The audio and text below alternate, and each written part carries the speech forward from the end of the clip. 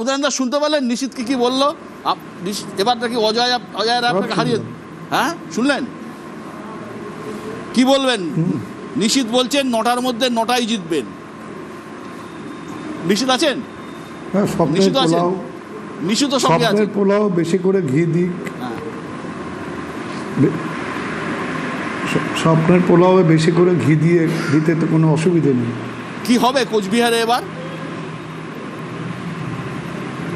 আমি আগেও বলেছি, আজকেও বলছি যে আমরা 2024-এর লোকসভা নির্বাচনের সময় 5টা বিধানসভা কেন্দ্রে এগিয়েছিলাম। এবার একটা হলেও তার থেকে ভালো ফল হবে, বেশি হলে। আপনি গতবার বাই ইলেকশনে নিশীথ চলে যাওয়ার পরে, নিশীথ রেজিগনেশন দেওয়ার পরে বাই ইলেকশনে আপনি লাখেরও বেশি ভোটে জিতেছেন দিনহাটাতে। এবারে দিনহাটায় নিশীথ বললেন, নিশীথ কিন্তু আমাদের সঙ্গে রয়েছেন, নিশীথ কিন্তু আপনার সব কথা শুনতে পাচ্ছেন। নিশীথ বলেছেন যে ওই কেন্দ্রে ওর ভাই আপনাকে হারিয়ে দেবে। সে তো বটেই। ভাইয়ের হয়ে তো একদিনও মিটিং করতে এলো না, বা কোনো কোথাও একটা গিয়ে সভা করলো না, সে সাহসও হয়নি, কারণ মানুষ ছেঁকে ধরতো ওকে।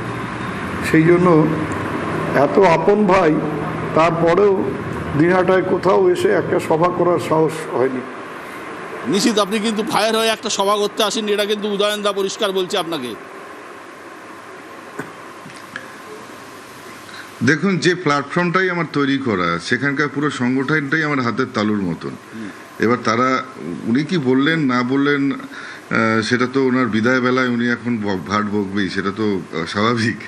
তো কিন্তু আগে জিতুক না, জিতে দেখাক। আমার কাছে তো আজ পর্যন্ত জিততে পারেনি উনি। ওই উপনির্বাচনে কি করে 1,83,000 ভোটে জিতলো সেটা তো মানুষ জানে। তো এবার জিতে দেখাক, এবার অযোধ্যার কাছে জিতে দেখাক ক্ষমতা থাকলে।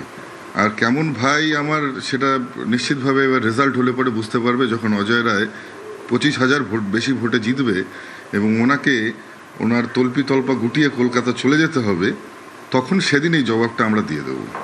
উনি টেক ফর গ্রান্টেড নিয়েছিল অজয় রায়কে, আর ঠিক এটারই অ্যাডভান্টেজ অজয় রায় নিয়েছে এবং সাধারণ মানুষ জবাবটা একেবারে ঠিক আজকের ব্যালটে দিয়ে দিয়েছে।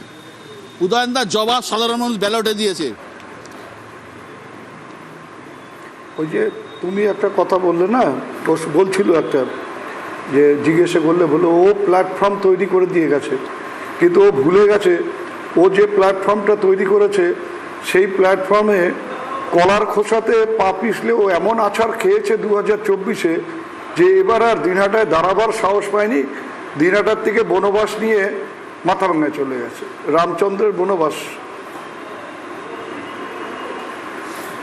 বলুন নিশ্চিত বনবাসে আপনি চলে গেছেন, সোজা দিনহাটা ছেড়ে মাথাভাঙা। যাই হোক উনি রামচন্দ্রের সঙ্গে তুলনা করলেন, ঠিক আছে, খুবই ভালো কথা, এটা তো ভালো। এবার রামচন্দ্র বনবাসে গিয়েছে না কোথায় গিয়েছে সেটা পরের কথা। এবার রামের ভাই লক্ষ্মণ ওনাকে হারাতে চলেছে, এটা তো নিশ্চিত। আলটিমেটলি উনি হারছেন। এবার মাথাভাঙা আমার পুরো লোকসভা কনস্টিটিউয়েন্সির মধ্যে একটা পার্ট। মাথাভাঙার মানুষ 2019 থেকে আমাকে ভোট দেন, তো স্বাভাবিকভাবেই তাদের কাছে আমি নতুন কোনো লোক নই যে নতুনভাবে আমাকে ভোট দিতে হচ্ছে বা নতুন পরিচিতি আমার করতে হচ্ছে। এবং পরিষ্কার কথা, মানে আপনি হয়তো জানবেন, আমি কিছু প্রবাদ বাক্য মেনে চলি। বাঘে কখনো ওই পুরনো শিকার ছোঁয় না। তো একবার যে শিকারকে আমি মানে মেরে ফেলেছি, সেই শিকার, মরা শিকার ছোঁয়া, ওটা আমার ধাতস্থ নয়। তো এবার ভাইকে সুযোগ দিয়েছি, এবার ভাই ভালো করে খেলে দিয়েছে। আর আরেকটা কথা আপনাকে বলি, 2019 সালে এই ভেটাগুড়ি, এই পুটিমারি, যেগুলো ধরুন আমার বাড়ির আশেপাশের জায়গা, সেখানে আমি কখনো প্রচারেই আসিনি। তো সেখান থেকে আমি 9,500-এর মধ্যে 7,500 ভোটে লিড করেছিলাম। তো এবার প্রচার আসা বা না আসাটা বড় কথা নয়, এটা নিশীথ প্রামাণিকের শক্ত ঘাঁটি, বিজেপির শক্ত ঘাঁটি, এবং এখানকার মানুষ আমাকে ছোটবেলা থেকে চেনে। আমি এখানে প্যারাশুট থেকে নেমে বা বাবার হাত ধরে বা বাবাকে বন্দি করে রেখে আমি এখানে নির্বাচনে লড়তে আসিনি। আমি এখানে নিজের মাটি নিজে তৈরি করেছি, নিজের লড়াইটা নিজে লড়েছি।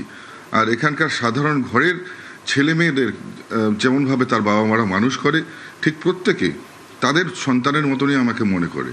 যে কারণেই আজ পর্যন্ত কোনো দিনও এই অঞ্চল থেকে উদয়নবাবু, সম্মানীয় উদয়নবাবু কখনোই লিড করতে পারেননি। এবং উদয়নদা, আশা করি হ্যাঁ। দিনহাটা যে মিউনিসিপ্যালিটি যেখানে উনি এত কথা বলেন সেখান থেকেও কখনো লিড করতে পারেননি। উদয়নদা, বাঘ মেরে দেওয়া শিকার পুরনো শিকার আর ছোঁয় না, নিশ্চিত পরিষ্কার বলেন। এবং আপনার বাবার হাত ধরে আপনি সেটাও বাবার যেমন ছোঁয় না, বলে সেটাও যেমন ছোঁয় না, আবার মানে এটাও ঠিক যে হায়না কিন্তু স্বীকার করতে পারে না অন্যের শিকার চুরি করে খায়। যে এবার ওই যে ভদ্রলোক মাথাভাঙায় শিকারটা করেছিলেন সেই শিকার চুরি করতে মাথাভাঙায় পৌঁছে গেছেন। আর একটা কথা বললেন না যে ওই এলাকার মানুষ ওকে ভীষণভাবে চেনে জানে, এবং আজকের থেকে না অনেক দিন আগের থেকে জানে, নিশ্চয়ই জানে। 2009 সালের ওই আলিপুরদুয়ারের ঘটনার পর থেকে জানে। তারপরে যেবার ওকে ভ্যাটাগুড়ি ছেড়ে পালিয়ে যেতে হয়েছিল সেটাও ও মনে আছে, ও সেখানকার মানুষ সেটাও মাথায় রেখেছেন। কাজেই ওকে মানুষ সহজে ভোলে না, সেটা ও ভালো করেই জানে।